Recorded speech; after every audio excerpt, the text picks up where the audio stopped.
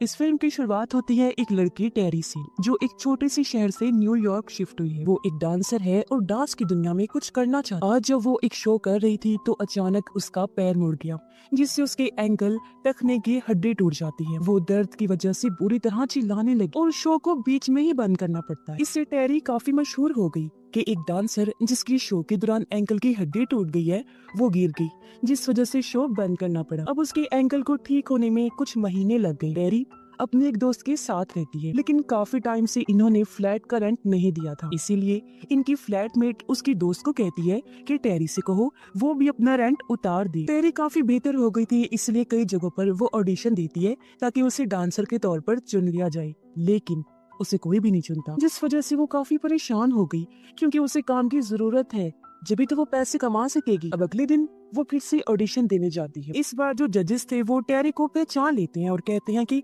तुम वो वाला मूव करके दिखाओ जो करते हुए तुम गिर गई। अब हालांकि वो काफी कोशिश करती है उस मूव को करने की, लेकिन कहीं ना कहीं उसका पैर अभी भी कमजोर था, इसलिए वो ठीक से नहीं कर पाता। अब इनमें से एक प्रोड्यूसर जो पिछले शोज में काफी बार टेरी को देख चुका है, वो उससे पूछता है कि तुम कहाँ पली बड़ी हो। टेरी जवाब देती है, मैं एक फार्म हाउस में पली बड़ी हूँ जहाँ पर पिग्स को पाला करती है। ये सुनकर प्रोड्यूसर बड़ी अजीब बात बोलता है। उसने कहा कि अगर तुम पिग की तरह अपनी बॉडी का पिछला हिस्सा हिलाओ तो शायद मैं तुम्हें काम दे दूँ। ये सुनकर टेरी को बहुत बुरा लगा, उसकी आंखों में आंसू आ जाते हैं। वो कहती है कि भले ही मुझे काम की जरूरत है, लेकिन काम को पाने के लिए मैं इतना नीचे नहीं गिर सकती कि ऐसी बुरी हरकतें करूं। जिसके बाद वो बाहर आ गई।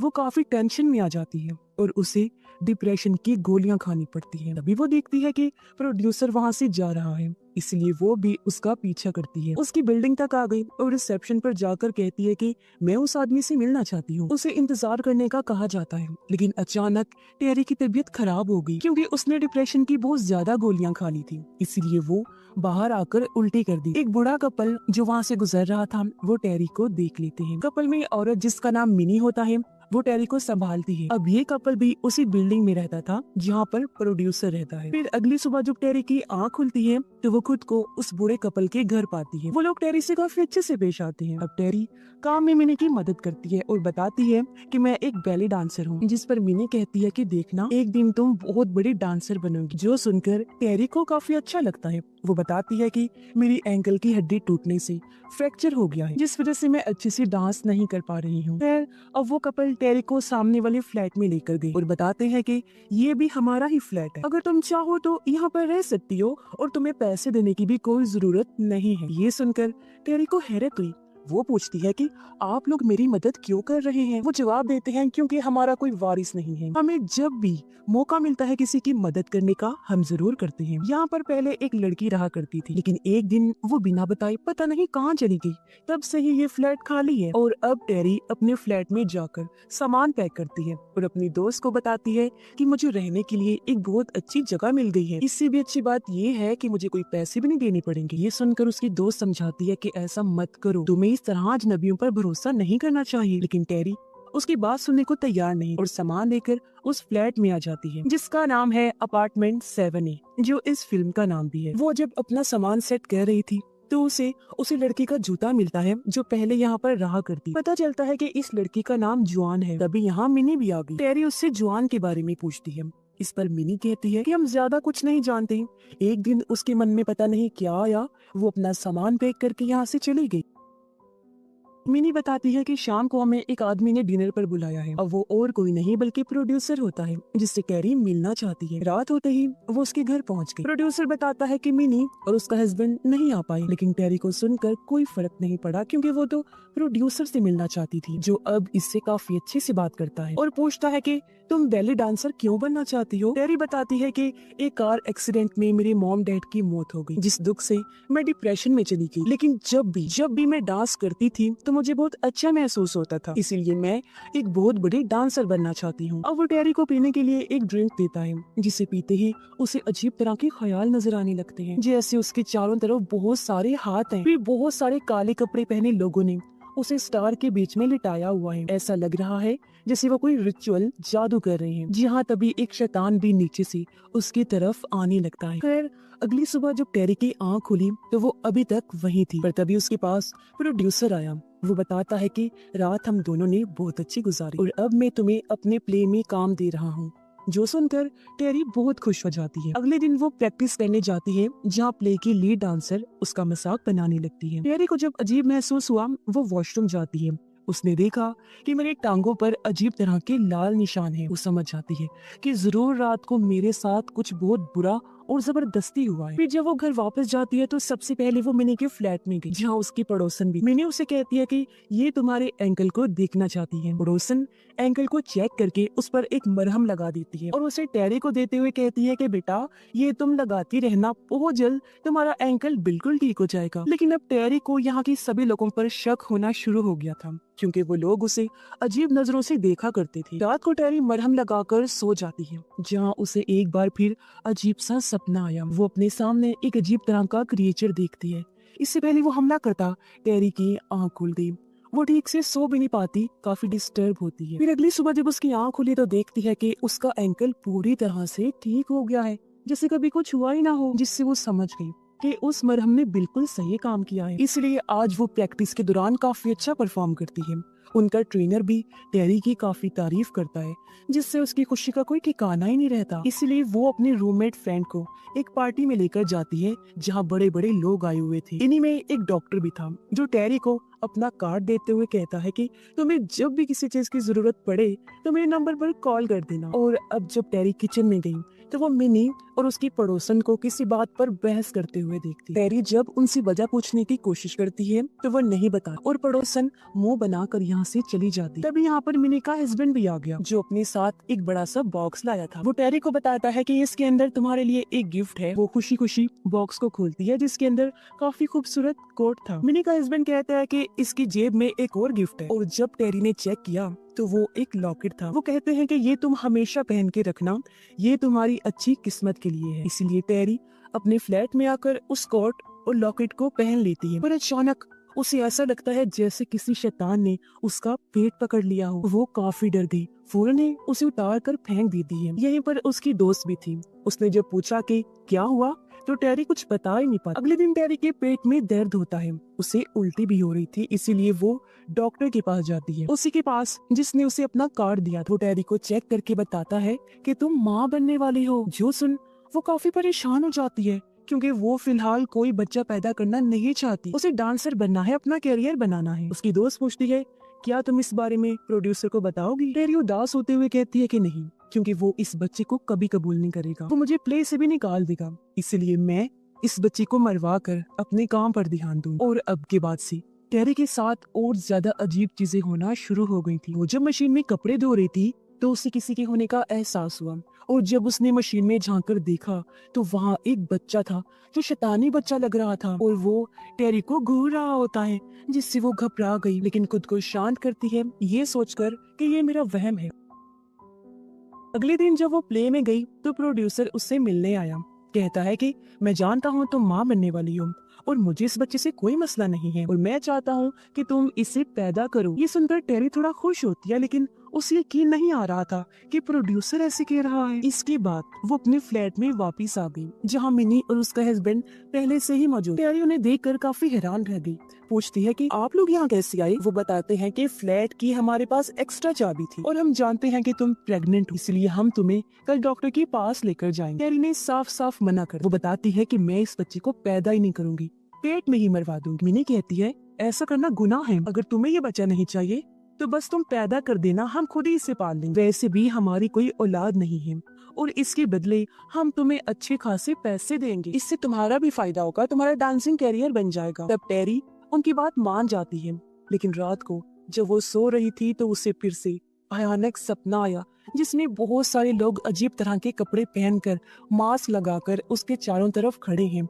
और कोई रिचुअल कर रहे हैं। और तब टेरी की आंख खुल जाती है, उसे एहसास हुआ कि बाहर कोई खड़ा है, और जब उसने लाइट जलाकर देखा तो वहाँ मिनी की पड़ोसन थी।